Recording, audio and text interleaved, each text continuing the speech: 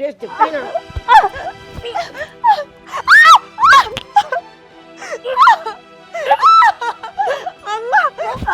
আর মুখে মুখে তর্ক করবো? এই আমার খোটা পড়িস যে আমার শরীর আমাকে নির্যাতন করেছে কিনা সেই খোটা পাঠিয়েছিস। তোকে আমি করবো না।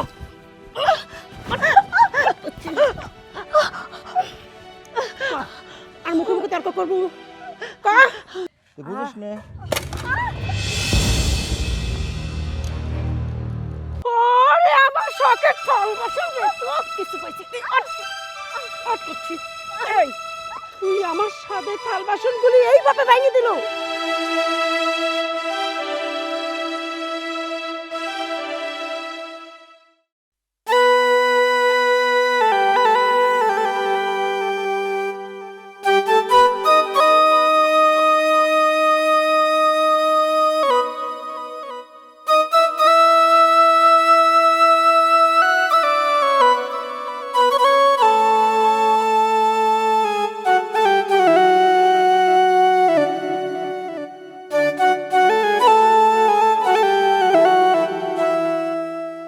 আল্লাহ গো, আমি তো আর পারছি না, আমাকে একটু ধৈর্য দাও।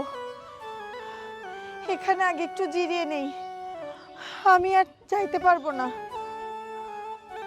না না, আবার যদি জিরাতে বসি ওইদিকে তো আবার দেরি হয়ে যাবে। ওইদিকে এমনি অনেক দেরি হয়ে গেছে, এখন বাড়িতে যদি দেরি করে যাই আমার শাশুড়ি আম্মা আবার আমাকে মারধর করবে। না না, আর দেরি করলে চলবে না, যত কষ্টই হোক আমাকে পানি নিয়ে যেতেই হবে।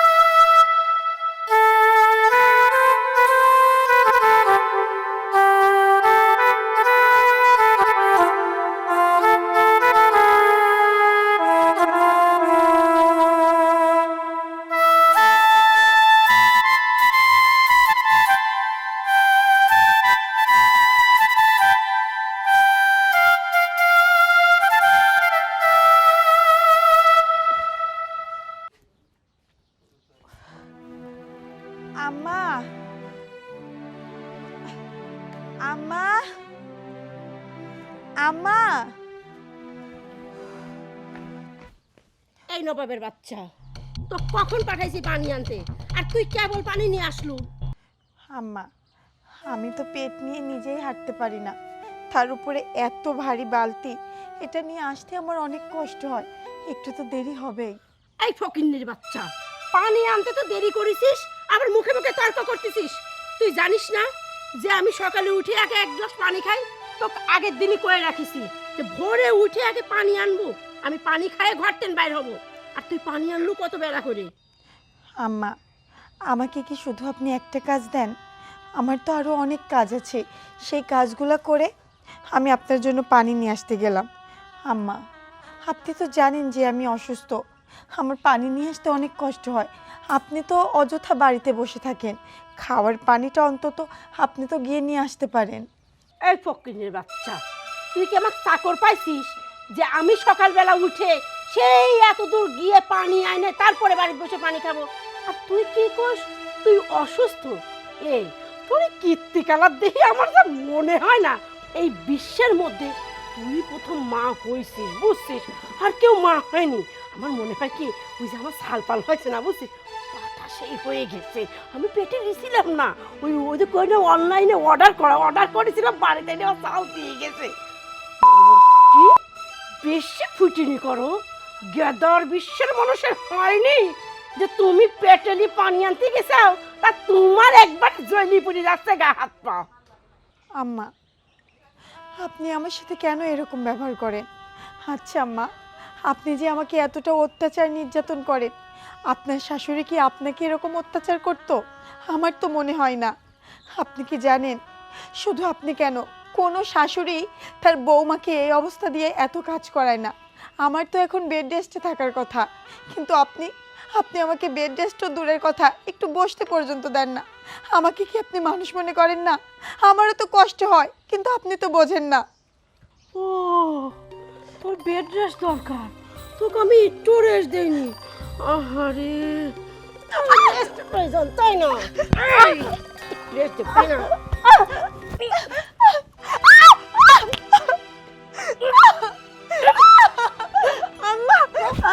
আর মুখে মুখে তর্ক করবো? এই, আমার খোটা পড়িস যে আমার শরীর আমাকে নির্যাতন করেছে কিনা সেই খোটা পাঠিয়েছিস তোরা, তোকে আমি করবো না।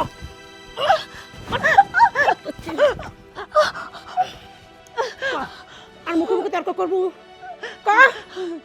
না আম্মা, আমি আর কখনো আপনার মুখে মুখে তর্ক করবো না। আপনি যা বলবেন আমি তাই শুনবো। যাক, আমি পর আগেই তুই খেয়ে ফেলা দিছিস। নিজের ভুলটা যে বুঝতে পারিস তার জন্য তো অনেক অনেক ধন্যবাদ। যা যা, জায়গায় খেয়ে দেখা মতো যা।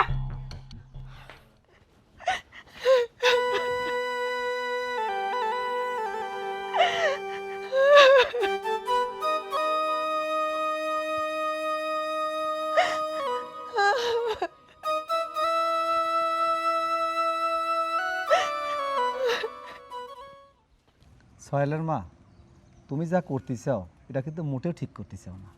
কারণ এই বউটার পেটে হলো বাচ্চা, আর এই বাচ্চার পেটে তাকে তুমি ভারী ভারী কাজ করাচ্ছ, একটু রেস্ট দাও না, ঠিক মতো খাইতে দাও না।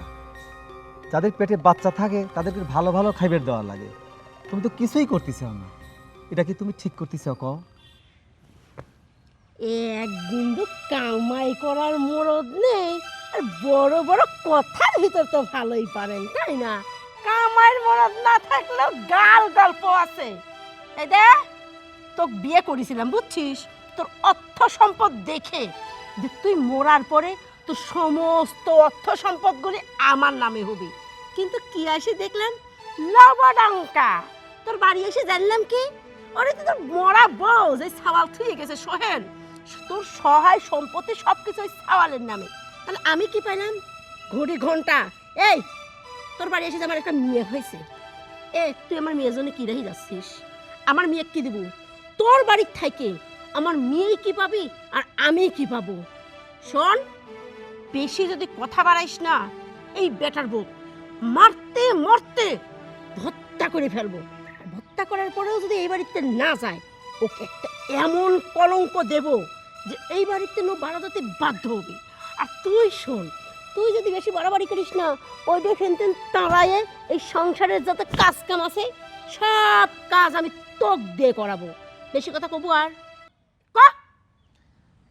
দেহ সোহেলের মা, তুমি কিন্তু বাড়াবাড়ি করতে চাও। আমার সোহেল কিন্তু প্রবাসে থাকে, সে মাসে মাসে কিন্তু অনেক টাকা পাঠায়। এই, তুই যে এত বড় বড় কথা করছিস, তোর সাথে কি আমার চাই? ক, তোর বয়সটা দেখেছিস আর আমার বয়সটা দেখেছিস? আরে তোকে এত বয়স্ক মানুষের বিয়ে করেছি শুধু একমাত্র তোর সহায় সম্পত্তির জন্য।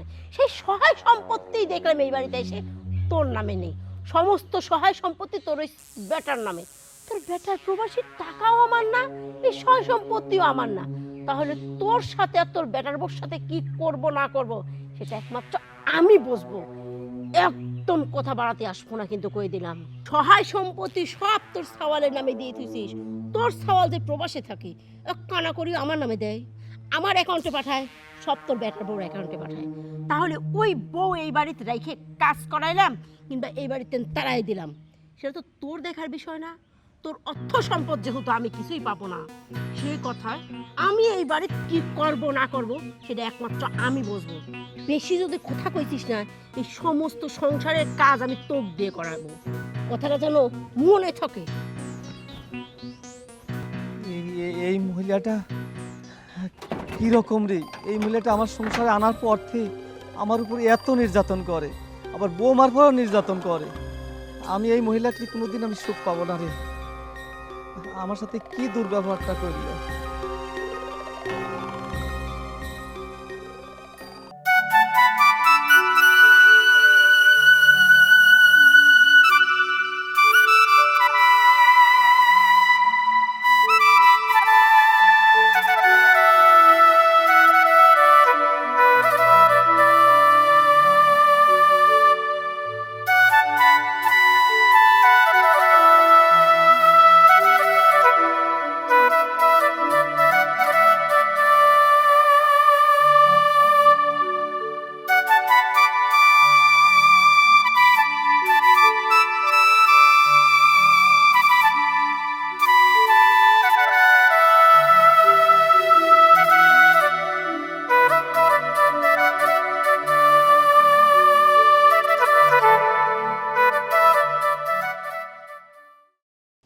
আখি, তোমাকে একটা রিকোয়েস্ট করব, রাখবা? বলো। তুমি তো জানো খুব ছোটবেলায় আমার মা মারা গেছে, আর আমার বাড়িতে যেটা দেখছো এটা আমার সৎ মা। কিন্তু জানো, আমি কখনোই ইনাকে সৎ মা মনে করি না। আমি ভাবি এটা আমার আপন মা। আমি তো কিছুদিনের মধ্যে প্রবাসে চলে যাব। আমি চাই তুমি আমার মাকে নিজের মায়ের মতো ভালোবাসো, আদর করো, নিজের মায়ের মতো যত্ন করো। আর বাড়িতে মা থাকলে সন্তানকে তো অবশ্যই শাসন করবেই। মা যদি কখনো তোমাকে শাসন করে, তুমি এতে কিছু মনে করো না।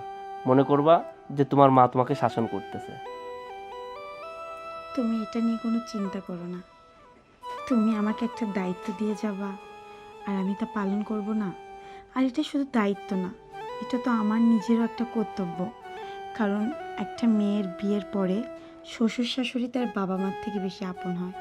তাহলে আমি কেন তোমার মাকে দেখে রাখবো না? এই বাড়িতে তো তেমন কোনো কাজ নেই, শুধু বাবা আর মা, এদের দুজনেরই আমার সেবা করতে হবে। এটাই তো আমার বড় কাজ, তাই না? শোনো, তুমি নিশ্চিন্তে প্রবাসে যাবা, গিয়ে নিজের যত্ন নিবা, ঠিকমতো খাওয়া দাওয়া করবা, কাজকাম করবা। বাড়িতে কি হচ্ছে না হচ্ছে এই নিয়ে তোমাকে একদম চিন্তা করতে হবে না। তুমি মনে করবা তোমার বাবা মা একদম ভালো আছে, ফুলের বাগানে আছে, তাদেরকে আমি ফুলের থেকেও বেশি যত্ন করব। আমার থেকে তারা কখনো খারাপ ব্যবহার পাবে না। আমি যেমন তোমাকে ভালোবাসি, তোমাকে সম্মান করি, ঠিক ততটা সম্মানই আমি তোমার বাবা মাকে করব। তুমি এ নিয়ে একদম চিন্তা করো না। জানো, তোমার কথাটা শুনে আমার অনেক ভালো লাগছে। আমার মনে হচ্ছে কি আমার বুকের উপর একটা পাথর জমেছিল। তোমার কথা শোনার সাথে সাথে আমার বুকের উপর পাথরটা নেমে গেছে। আমি ভাবতাম যে যদি আমার বউ এসে আমার মাকে না মেনে নেয়, যদি ভাবে এটা আমার সৎ শাশুড়ি, তাকে অত্যাচার করে, তাকে নির্যাতন করে, তাহলে না আমি অনেক কষ্ট পাইতাম। কিন্তু তোমার কথাগুলো শোনার পরে আমার মনে না অনেক শান্তি লাগতেছে। বোকা, মারা কখনো সৎ হয় নাকি? মা তো মাই, সে আপন হোক আর পর হোক। তুমি না অনেক ভালো।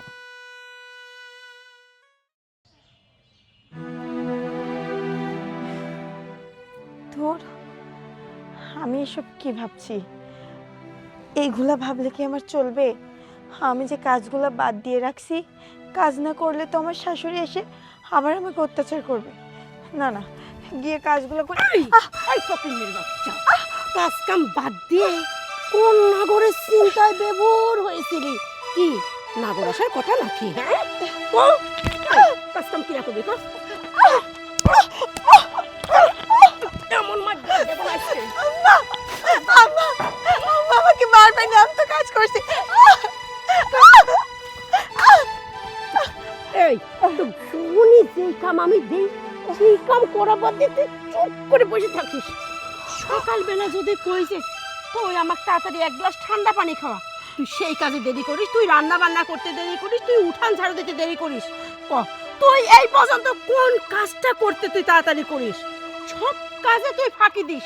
তোর মতো ফাঁকিবাজ বউ এই বাড়িতে রেখে আমার লাভটা কি কত দেখি? আম্মা, আমি তো অসুস্থ মানুষ, আমি এই শরীর নিয়ে কিভাবে এত কাজ করব? তারপরেও আমি সমস্ত কাজ করার চেষ্টা করি। একটু দেরি হইলে আপনি আমাকে অত্যাচার করেন। আচ্ছা আম্মা, আমার স্বামী তো প্রবাসে থাকে, সে তো প্রতি মাসে মাসে অনেক টাকা পাঠায়। আপনি তো চাইলেই একটা কাজের লোক রাখতে পারেন, যেন আপনার কাজগুলো সে তাড়াতাড়ি করে দিতে পারে। আরে এত সুন্দর কথা, চাইলেই আমি এই বাড়ির কাজের লোক রাখতে পারি। করছি, কাজের লোক যেহেতু রাখবো, তাহলে তোকে এই বাড়ির পুষে লাভ কি? তুই যদি এই বাড়ির থাকবো, অযথা আমি কাজের লোক রাখবো কে? তুই যতদিন এই বাড়ির থাকবো, ততদিন এই বাড়ির সমস্ত কাজ কাম না তুই নিজেই করবো, ওই কাজের লোকের মতো। বুঝতে পারিস? আম্মা, আমার স্বামী আমাকে বিয়ে করে এই বাড়িতে কাজের লোক বানিয়ে রাখার জন্য নিয়ে আসে নাই, তার বউ হিসেবে এই বাড়িতে রাখছে। আর আপনি আপনি আমাকে কাজের লোকের চাইতে বেশি খারাপভাবে রাখছেন। দেখুন আম্মা, আপনার অত্যাচার নির্যাতন অনেক সহ্য করি আমি। আমি চাইলেই কিন্তু সোহেলকে সব বলে দিতে পারি, কিন্তু কখনোই বলি না যে আপনাদের মা ছেলে সম্পর্ক নষ্ট হয়ে যাবে। কিন্তু আর না, আর কত অত্যাচার সহ্য করব আমি। এইবার আমি এই সব কথা সবকিছু আমি সোহেলকে বলে দেব। কি তুই সোহেল সব বলে দিব? তবু শৈলের কোনো কথা? হ্যাঁ, তোকে এই বাড়িতে রাখতেছি, খাওয়াচ্ছি, পড়াচ্ছি, অনেক ভালো আছিস। যদি বাড়াবাড়ি করিস না, এই বাড়ির থেকে কিন্তু একদম ঘাড় ধাক্কা দিয়ে বাইর করে দেবো। আর আপনি আমাকে এই বাড়ি থেকে বের করে দেবেন? এই বাড়িটা আপনার নাম মা, এই বাড়িটা আমার স্বামীর। আর আমি আপনার টাকা পয়সায় চলি না। আমার স্বামী ওই দূর প্রবাসে এত কষ্ট করে শুধুমাত্র আমার জন্য আর আমার সন্তানের জন্য, কিন্তু আপনার জন্য আমরা সেই সুখ শান্তি কিছুই পাই না। আম্মা, আপনাকে আমি শেষবারের মতো বলে দিলাম, আপনি আমার সাথে আর কোনো রকম খারাপ ব্যবহার করবেন না, তাহলে আমিও ভুলে যাব যে আপনি আমার শাশুড়ি। ও বাবা, ও বাবা, তুই আমাকে ভয় দেখাচ্ছিস? আরে আমাকে না মাফ করে দে। এই তুই কি ভাবিছিস যে তুই আমাকে সোহেলের কথা কয়ে ভয় দেখাবো আর আমি ভয় পেয়ে জড়সড় হয়ে থাকবো? তুই ভাবলো কি করে? শোন, তো সাপ সাপ একটা কথা কয়ে দেই, এই মুহূর্তে তুই যদি এই বাড়ি থেকে বাইর হয়ে না যাস, তাহলে এই যে সোহেলের কাছে কথা লাগাবো না, সেই কথা না লাগানোর মতো তোর আর এই প্রাণ পাখিটুকি থাকবি না, ফুরাস করে উড়ে যাবি। বুঝতে পেরেছিস? বড় বড় কথা না কয়ে এই মুহূর্তে এই বাড়ি থেকে বাইর হয়ে যা।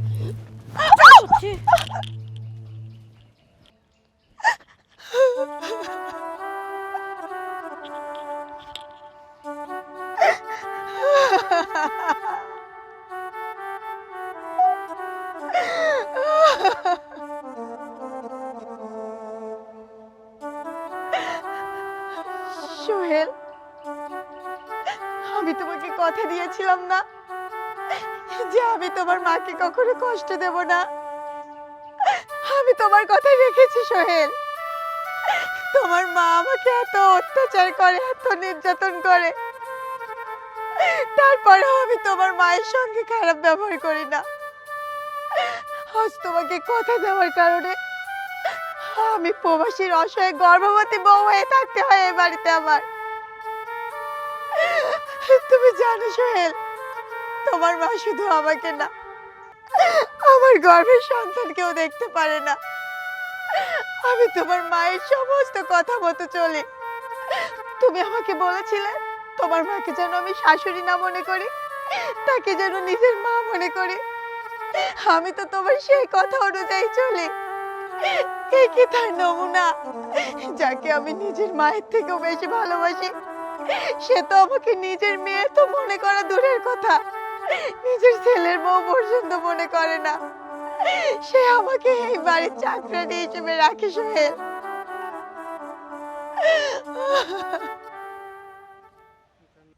না, আমি তো তো খুব চালাক মনে করেছিলাম, কিন্তু তোর মতন বোকা মানুষ তো এই পৃথিবীতে একটাও নেই।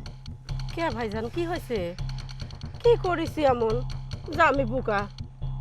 আরে সোহেল তো বিদেশ থাকে, আর সোহেল তোর নিজের সন্তানও না, সোহেল হচ্ছে তোর সৎ সন্তান।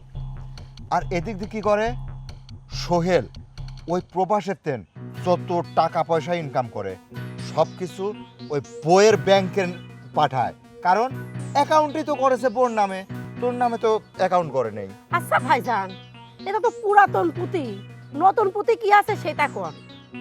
আজারি পাচার পারতেছে আমি। আচ্ছা, তোর মাথায় কি কিচ্ছু নেই? হুম, এই কথা কইছেন কে? না আমি তো দেখতেছি, মানে আমি যে তোর বড় ভাই, তুই যে আমার ছোট বোন, তোর মাথায় তো আমার মাথার মতন তো তোর মাথায় একটু বুদ্ধি থাকা উচিত। আচ্ছা কি হয়েছে সেটি তো কবেন।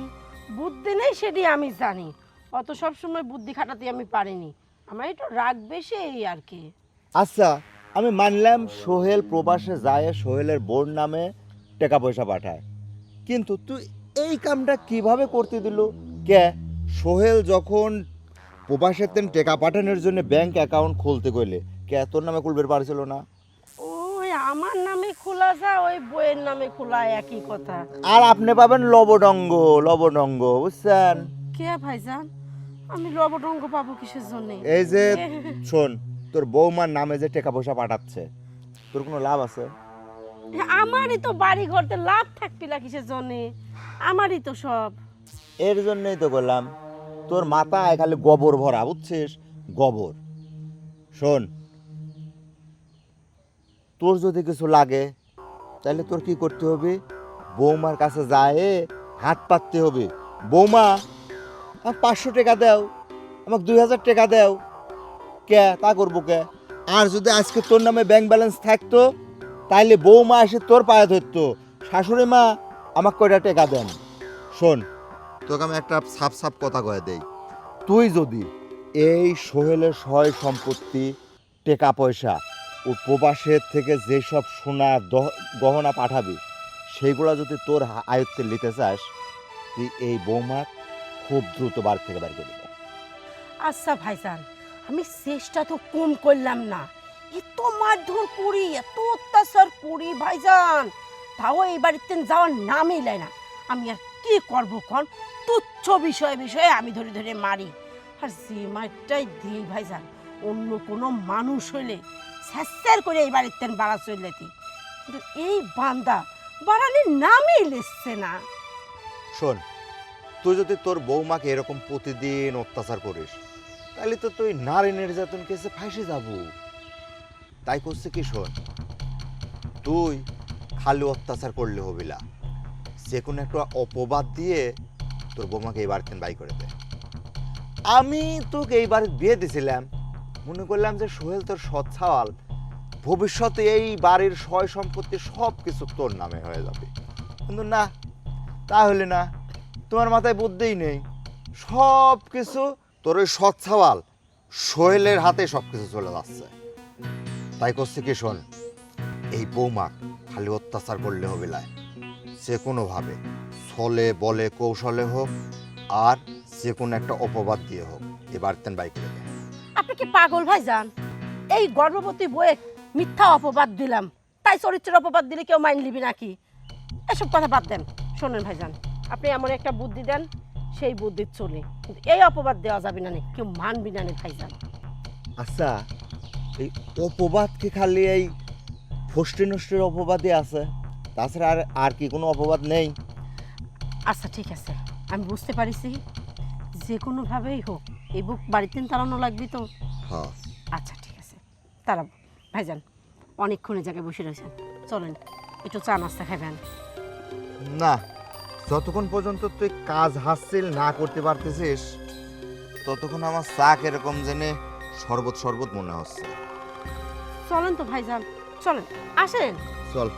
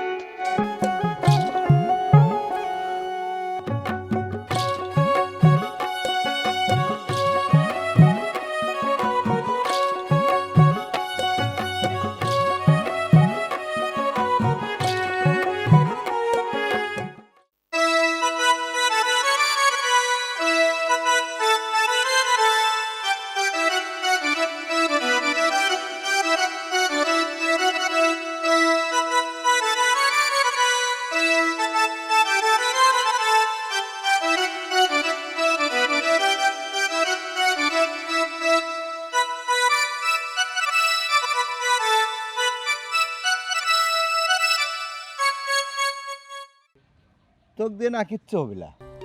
কে ভাইজান? কত করে বললাম সে এ ঠিক তারানের ব্যবস্থা কর না, কেরাম করে যেন অত্যাচার করিস মনে হয় যে ফুলের টোকাও পড়ে না। এটা একটা কথা কইলেন, সেই মার দেওয়া আমি দেই, চুল টুল ছিঁড়ে দিচ্ছি, তাও তো যায় না, কি করব কোন? শোন, ওর চুল হচ্ছে সজার চুল বুঝছিস, আর চামড়া হচ্ছে গন্ডারের চামড়া। এর জন্য করছি যে অত্যাচারের মাত্রা একটু বাড়া দে। আচ্ছা ঠিক আছে, আপনি যেহেতু কইলেন অত্যাচারের মাত্রা বাড়া দেব, কিন্তু ভাইজান তারপরেও যদি না যায় তখন কি হবে? আরে তুই ডোজ বাড়া দে, ডোজ বাড়া দিলে তো সমস্ত সমস্যার সমাধান হয়ে যায়, তুই বুঝিস না? ওরে আমার শখের ফল গাছের ভেতর কিছু পাইছি কি করছি? এই তুই আমার সাথে থাল বাসনগুলি এইভাবে ভেঙে দিল? ও সংসারের মায়া তোমার উঠে গেছে তাই না? সংসারের মায়া উঠে গেছে দেখে তুই থাল বাসনগুলি সব ভাঙতেছিস, আমার জিনিসপত্র নষ্ট করতেছিস, তো দেখতেছি দাঁড়া।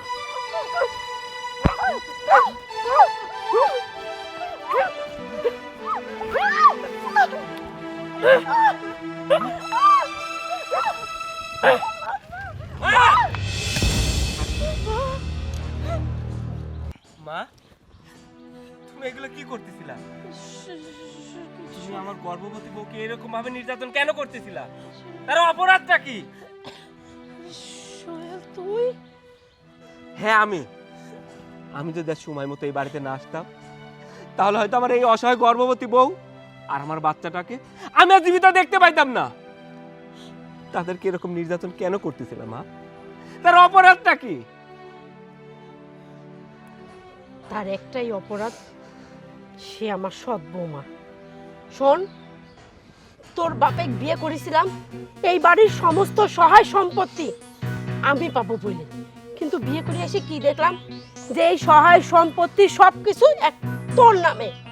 আবার তুই প্রবাসে যাওয়ার পরে তোর যত ব্যাংক ব্যালেন্স অ্যাকাউন্ট সব তোর বইয়ের নামে। করতে পারিস যে এই বাড়ির থেকে আমার লাভটা কি? তোর যে একটা বোন আছে, তুই একবারও করতে পারিস তোর সেই বোন কি পাবি? সব সহায় সম্পত্তি টাকা পয়সা সমস্ত কিছু তোর নামে করে দিয়েছে তোর বাপ। তাহলে ও ওটা বুঝি তোর সৎ বোন, এই জন্য সৎ বোনের কথা একবারও ভাবিস না। আমি বাধ্য হয়ে এই সব কিছু কিছুটা অন্তত আমার আর আমার মেয়ের নামে হওয়ার জন্যে আমি এই কাজগুলা করি। তোর বউয়ের দেখতে পারি না, আমি চাই ও যেন এই বাড়িতে না থাকুক, তাহলে অন্তত ব্যাংকের অ্যাকাউন্টটা তো তুই আমার নামে করতু, আমি একটু শান্তি পাইতাম। হ্যাঁ, এই বাড়ির কিছুটা হইলেও অধিকার আমার আছে। মা, তুমি এটা কি বলছো? তুমি আমার সৎ মা, আর আমার যে বোনটা আছে সেটা আমার সৎ বোন। কই, আমি তো কখনোই তোমাকে সৎ মা মনে করি নাই। আর ওই বোনটা কখনোই আমি মনে করি নাই ওটা আমার সৎ বোন। আমি সবসময় ভাবতাম মা তো মাই হয়, মা কখনো সৎ হয় না। আর তুমি কি বললা? অর্থ সম্পদের কথা। এই বাড়ির যে অর্থ সম্পদগুলো সব আমার মায়ের নামে ছিল। আমার মা খুব ছোটবেলায় আমার নামে রেজিস্ট্রি করে দেয়। বিশ্বাস করো, আমি নিজেও জানতাম না যে এই সমস্ত সম্পত্তি আমার নামে। কিন্তু মা, তুমি যদি সম্পদ আমার থেকে চাইতা, আমি সমস্ত সম্পদ আমি তোমার নামে লিখে দিতাম। কিন্তু তাই বলে আমার গর্ভবতী বউকে তুমি নির্যাতন করবা, তাকে অত্যাচার করবা। মা, আমার যে অর্থ সম্পদ আছে, আমি চাইলে এই দেশে বসে খাইতে পারতাম, কিন্তু তা করি নাই। শুধু আমার পরিবারকে ভালো রাখার জন্য আমি ওই দূর প্রবাসে পানি জমাইছি। আমার যে অর্থ সম্পদ আছে, আমি এই দেশে বসে তা খাইতে পারতাম, কিন্তু তা না করে আমি ওই দূর প্রবাসে পানি জমাইছি শুধু তোমাদেরকে ভালো রাখার জন্য। দিনের পর দিন, রাতের পর রাত পরিশ্রম করে টাকা ইনকাম করে। কার জন্য বলো মা? তোমাদেরকে ভালো রাখার জন্য, আমার বউটাকে ভালো রাখার জন্য, আমার একটা সন্তান হবে তার ভবিষ্যৎ ভালো করার জন্য। তুমি জানো একজন প্রবাসী কত কষ্ট করে? একজন প্রবাসী কত কষ্ট করে টাকা উপার্জন করে? মা, তুমি কি আমাকে বলতে পারবা আমি তোমার সমস্ত চাহিদা পূর্ণ করি নাই? তুমি তখন যেটা চাইছো আমি সেটা দিছি, তুমি যখন যা চাইছো আমি সেটা দেওয়ার চেষ্টা করছি। তুমি বললা বোনের বিয়ে দিব, 5,00,000 টাকা লাগবে। আমি তোমাকে টাকাটা পাঠিয়ে দিলাম, কিন্তু একবারে ভাবছো যে একবারে 5,00,000 টাকা দেওয়া কতটা কষ্টকর?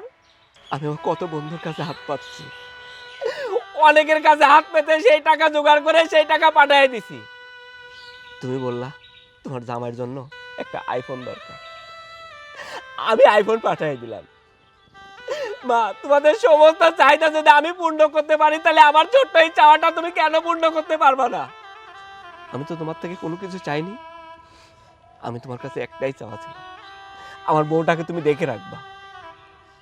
জানো মা, প্রত্যেকটা ছেলে মানুষেরই অনেক স্বপ্ন থাকে, তার একটা সন্তান হবে, সেই সন্তান নিয়ে সে খেলা করবে। আমারও অনেক স্বপ্ন ছিল, আমার একটা সন্তান হবে, আমি তার সঙ্গে খেলা করব। কিন্তু আমার সমস্ত স্বপ্ন তুমি ভেঙে দিচ্ছিলে। যদি আমার বাবা সময় মতো আমাকে ফোন না দিত, তাহলে আমার সন্তানকে আমি জীবিত দেখতে পাইতাম না। মা, তুমি আবারও প্রমাণ করলা সৎ সব সময় সৎই থাকে, সৎ মা কখনো আপন হয় না। যেমন এক গাছের বাকল আরেক গাছে লাগালে লাগে না, তেমনই মা, তুমি জানো আমি ভাবতাম আমার তো মা আছে, আমার বউকে দেখে শুনে রাখবে, কিন্তু আমি বুঝতে পারি নাই তুমি আমার বউকে নির্যাতন করছো, অত্যাচার করছো, ঠিক মতো খাইতে পর্যন্ত দেন। এই সংসারের সমস্ত ভারী ভারী কাজ তুমি আখিকে দিয়ে করাইছো। যাই হোক, এত কথা বলে লাভ নেই। তুমি সারা জীবন যেটা ভাবছো সেটা আজকে আমি প্রমাণ করে দিব। আমি তোমাকে এই বাড়ি থেকে ঘাড় ধাক্কা দিয়ে বের করে দিব। আর মামা, আপনাকে বলি, আপনি বলেন তো, আপনি যখন আমার থেকে যা চাইছেন আমি সেটাই আপনাকে দিছি, কিন্তু আপনি কি করলেন? আপনি এসে এই বাড়িতে আমার মায়ের সাথে যুক্তি করে আমার বউকে নির্যাতন করলেন, আমার বউকে অত্যাচার করলেন। মামা, এটা যদি আপনার মেয়ে হইতো তাহলে কি এমনটা করতে পারতেন? বলেন, এমনটা করতে পারতেন? হ সোহেল, তুই ঠিকই কইছিস। আখির উপরে আমার আসলে এরকম করা উচিত হয়নি। আখি যদি আমার একটা মেয়ে হইতো তাহলে তো আমি এরকম করতে পারতাম না। আর দেখ, তোর মাকে আমি আসলেও কুমন্ত্রণা দিছি। আবার এদিকে তুই তোর মায়ের যে সৎ সন্তান, সেটা সেটা মাথায় নিয়েই আমি আসলে এই কথাগুলা বলছি। শোন সোহেল, তুই আমাকে মাফ করে দে। তোরে মাফ করবি কি? তোর বোন আর তুই এই মুহূর্তে বাচ্চা বাড়াবো। তোরা যে ব্যবহারটা করছু, মানুষ কোনদিন এই ধরনের ব্যবহার করে না।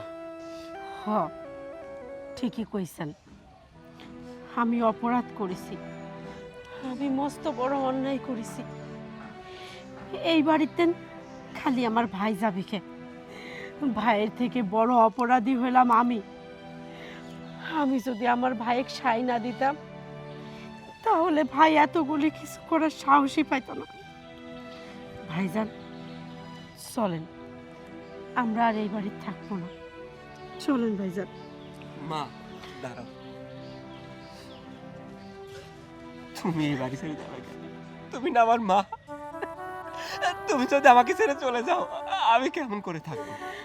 তুমি আমাকে ছেড়ে যেও না। তুমি যদি আমার সম্পদ চাও, আমি সমস্ত সম্পত্তি তোমার নামে লিখে দেব। তুমি আমাকে ছেড়ে যেও না মা। আমার আর কোনো সম্পত্তি দরকার নেই। এই যে এত কিছু হয়েছে, আমি মন থেকে কোনো কিছু অনুভব করতে পারিনি। আজকে আমি বুঝতে পারিছি তুই নিঃস্বার্থভাবে আমার জন্য এত কিছু করেছিস। সত্যি তো এই সহায় সম্পত্তি তো তোর বাপের না, তোর মায়ের ছিলি, তাহলে সেইগুলি আমি পাই কি করে? জানিস সোহেল, হ্যাঁ, আমি বৌমাকে দেখতে পারতাম না, এটা ঠিক আছে, কিন্তু বৌমাকে এই বাড়ি থেকে বাইর করে দেওয়া, এত অত্যাচার করা, এই সমস্ত প্ল্যান হচ্ছে আমার এই বড় ভাইয়ের। আমার এই বড় ভাই যদি এই বাড়িতে না আসতো তাহলে মনে হয় এত বড় ঘটনা ঘটতো না। বড় ভাই যান, আপনি সেই ছোটবেলাতে সম্মান দিছি, আপনার আদেশ মতো চলেছি, কিন্তু আপনি কি করলেন? আমার এই সংসারে এসে আমার কুমন্ত্রণা দিয়ে আমার সংসারটাই ভেঙে দিচ্ছিলেন। ভাইজান, বড় ভাই হচ্ছে বাবার মতো, বাবার পরের জায়গাটা হচ্ছে বড় ভাই পায়। আমি আপনাকে খুব শ্রদ্ধা করেছি, কিন্তু আপনি যে শেষে আমার সংসার ভাঙার চাবিকাঠি হইবেন আমি বুঝতে পারিনি। আপনার কুমন্ত্রণায় আমি এত বড় কিছু করতেছিলাম। বড় ভাইজান, আমি আপনার ছোট বোন, আমি চাই না যে আপনি এই বাড়িতে আর এক মুহূর্ত থাকেন। আর ভাইজান, আপনার কাছে আমার হাত জোর করে অনুরোধ করতেছি, আপনি আর কোনো দিন আপনার এই ছোট বোনের বাড়িতে আসবেন না। ভাইজান চলে যান, চলে যান ভাইজান।